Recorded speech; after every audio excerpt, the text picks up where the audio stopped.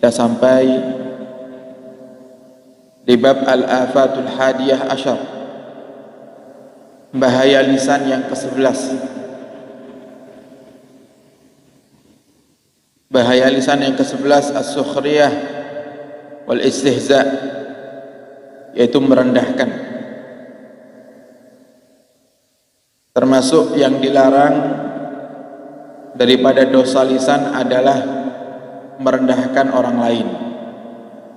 Wa hadza muharramun, merendahkan orang lain itu jangankan dengan lisan, merendahkan orang lain dengan hati saja haram. Qala ta'ala, Allah Subhanahu wa ta'ala mengatakan dalam surat Al-Hujurat ayat 11, ya ayyuhalladzina amanu la yaskhar qaumun min qaumin asa an yakunu khairan minhum wala nisa'un min nisa'in asa an yakunna khairan minhunna. Wahai orang-orang yang beriman, kata Allah Subhanahu wa ta'ala, la yaskhar qaumun min qaumin, tidaklah sekelompok kaum itu merendahkan kaum yang lainnya, sehingga tidak ada perbedaan di antara kita, baik dari warna kulit, baik daripada suku, sehingga kita tidak boleh membenci daripada suku, membenci daripada asal dari mana orang itu dilahirkan, membenci daripada perbedaan kulit, perbedaan derajat di dunia, jabatan dan lain-lainnya. Ini adalah dilarang oleh Allah Subhanahu wa ta'ala. Asa an yakunu khairan minhum, mungkin orang yang kau rendahkan itu lebih baik daripada kalian, kata Allah Subhanahu wa ta'ala. Kita melihat keburukan orang lain dari satu sisi. Oh, mungkin cara dia berbicara kurang sopan mungkin, tapi belum tentu kita lebih baik daripada dia. Jangan-jangan orang yang kita rendahkan itu hanya punya satu keburukan saja, yaitu kalau ngomong kurang enak, tapi selain itu semuanya dia baik. Sedangkan kita yang merendahkan, kita yang melihat dan menganggap dia remeh, ternyata keburukan kita lebih banyak daripada keburukan dia. Sehingga dilarang kita untuk merendahkan orang lain. Wala nisa'un min nisa'in, juga tidak boleh merendahkan kaum wanita. Sesama kaum wanita tidak boleh merendahkan wanita yang lainnya. Jangan-jangan wanita yang kau rendahkan itu, wahai kaum muslimah, lebih baik daripada dirimu. Wa maknahu, maksud daripada ayat ini adalah al-istihanah wa tahqir. Merendahkan orang itu adalah perbuatan yang sangat dibenci oleh Allah Subhanahu wa ta'ala. Wa tanbih al-uyub wa naqais ala wajhin yudhaqu minhu, atau menceritakan tentang keburukan orang yang kalau orang lain itu mendengarkan keburukan tersebut dia akan menertawakan. Tidak boleh. Misal sesuatu yang mungkin remeh, tapi kalau kita ceritakan kepada orang lain, orang itu akan mengetahuinya, merendahkannya. Itu tidak boleh, karena ini menjadikan sebab yang pertama, kita dicatat oleh Allah Subhanahu wa ta'ala sebagai orang yang mengumbar keburukan.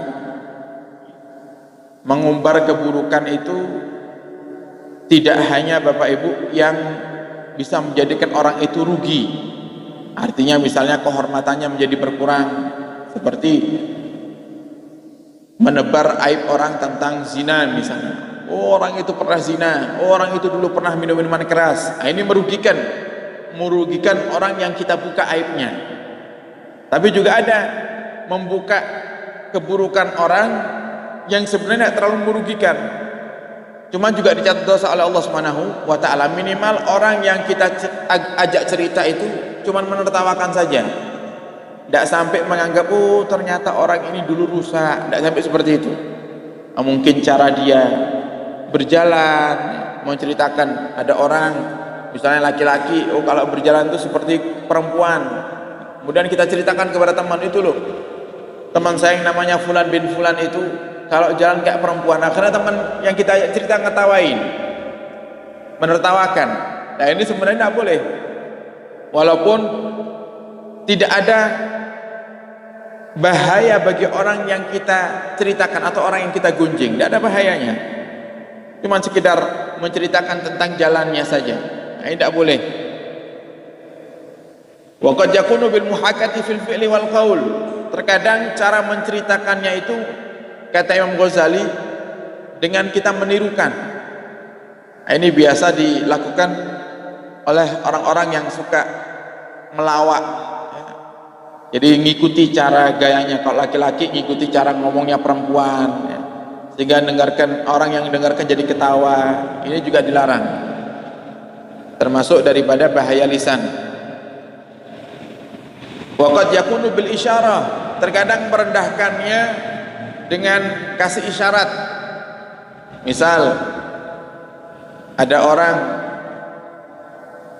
hari tidak terlalu panas, keluar rumah pakai payung misalnya, keluar rumah pakai payung. Kemudian kita sedang berdua dengan kawan, kita kasih isyarat ke kawan, misal dengan senggol tangannya sedikit dulu, ya coba, wong isu-isu kok payungan. Ya, mungkin dia ini pakai payung karena kulitnya sensitif dengan cahaya matahari, kan kita tidak tahu. Atau mungkin hujan-hujan, motoran, basah, baju sudah basah semuanya, masih terpayungan. Jadi yang biasanya orang kalau hujan-hujan itu pakai jas hujan, ini payungan. Dan bajunya basah semua sudah. Karena apa? Hujannya hujan angin misalnya. Kemudian kita ketawai. Ini juga termasuk bahaya lisan, kata Imam Ghazali. Galat Aisyah hagaitu insanan faqala lin Nabi. Pernah Sayyidah Aisyah itu menirukan gayanya orang lain. Sebutkan dalam sebuah kisah, dalam sebuah hadis, Sayyidah Aisyah itu istri Nabi Muhammad pernah menirukan gayanya orang lain. Kemudian Nabi menasihati Sayyidah Aisyah, wallahi ma uhibbu anni hakaitu insanan wa likadza wa kadza. Demi Allah, sampai bersumpah Nabi kita Muhammad, wahai Aisyah, aku tidak suka melihat orang yang menirukan gaya orang lain dengan niatan untuk istihza, niatan untuk merendahkan. Aku tidak suka yang seperti itu, kata Rasulullah sallallahu alaihi wasallam. Wali kadza wa kadza, sedangkan dalam diriku ada seperti ini, ada seperti itu. Maksud Nabi itu mengingatkan kita, jangan sok sempurna, kata Nabi Muhammad itu. Maksudnya itu gitu. Jangan sok sempurna, melihat orang jalannya bagi kita itu jalan yang lucu misalnya. Kemudian kita ketawakan atau bahkan kita tirukan cara gaya jalannya sambil ketawa-ketawa kita. Jangan sok sempurna. Mungkin cara jalannya dia itu memang aslinya seperti itu, diciptakan oleh Allah juga seperti itu asalnya. Nah, kalau kita merendahkan cara jalannya yang memang asal dari bayi sudah seperti itu, berarti kita merendahkan daripada ciptaan Allah Subhanahu wa taala. Yang kedua, kalau orang itu tahu, melihat, pasti akan tersinggung, sakit hati, dan menyakiti hati orang muslim itu lebih besar dosanya daripada menghancurkan Ka'bah 70 kali.